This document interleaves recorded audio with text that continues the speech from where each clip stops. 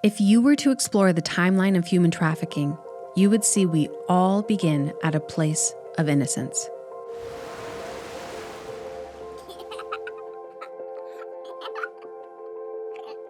But no matter where we live, what family we're born into, our race or gender, we are all vulnerable to exploitation as we grow in a world where good and evil exist side by side. Exploitation hides in the normalcy of everyday life. However, there are crucial red flags before exploitation and human trafficking occur. These red flags on the timeline act as cautions for potential victims. But if we don't understand these warnings and identify them as such, there's nothing to signal a threat. Instead, the traffickers remain disguised as friends, romantic interests, or caring family members. Traffickers display a pattern of manipulation known as grooming. They start by identifying the victim's vulnerabilities in order to gain their trust. When trust is built and manipulation is normalized, traffickers begin to exploit. And this is where human trafficking occurs. Each one of us walks along this timeline. We all have vulnerabilities that can be exploited, but many factors determine how far we have to walk. Some are fortunate enough to never come face to face with exploitation.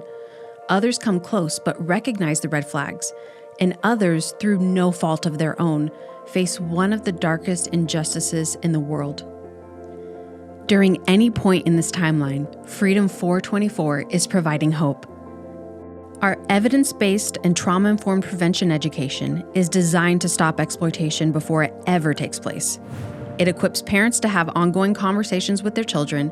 It teaches youth how to protect themselves relationally, both online and offline, and it educates communities to identify and report human trafficking. And when human trafficking does occur, our carefully vetted partners, both locally and globally, are walking alongside survivors during their restoration journey as they provide spiritual, emotional, and physical healing.